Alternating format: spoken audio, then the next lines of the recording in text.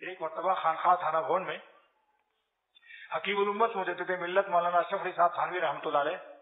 اپنے خلفاء اور بڑے بڑے علماء کے خطوط پڑھ کر سنا رہے تھے۔ اتنے میں ایک خط سنایا کہ اعظم گڑھ سے قصبہ پھول پور سے خط آیا ہے جس میں لکھا ہے میرے خلیفہ عالم نے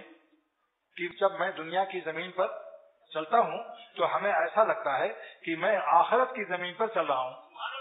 یعنی میرا ایمان آپ کے فیض و برکت سے اس درجے پہنچ چکا ہے کہ دنیا کی زمین مجھے آخرت کی زمین معلوم ہو رہی ہے۔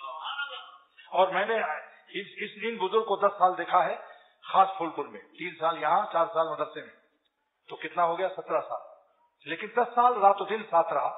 تو میرے حضرت کو 10 سال بازار سے روزانہ بخاری شریف پڑھانے کے لیے 5 کلومیٹر گزرنا، کبھی نہیں دیکھا کہ شیخ نے کسی دکان کی طرف داہنے اور بائیں دیکھا ہو۔ حضرت کو کچھ پتا نہیں کس طرف کیا ہے کہ دکان ہے، کیا اس مصرے کے مزاج سے کہ بازار سے گزرا ہوں خریدار نہیں، بازار سے گزرا ہوں خریدار نہیں۔ تو حضرت تھانوی رحمۃ اللہ علیہ نے جب یہ پڑھا کہ ایک صاحب کا خط آیا ہے اعظم گڑھ سے پھول پور سے، اس میں لکھا ہے کہ میں دنیا کی زمین پر جب چلتا ہوں تو ایسا لگتا ہے کہ میں آخرت کی زمین پر چلتا ہوں،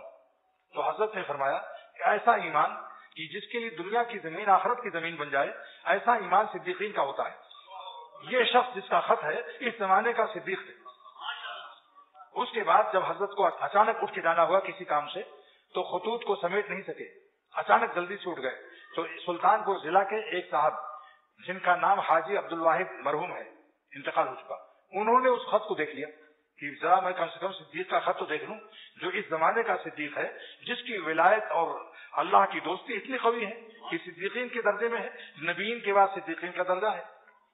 تو اس میں لکھا تھا عبد الغنی پھول پوری، یعنی میرے شیخ اور مرشد کا نام۔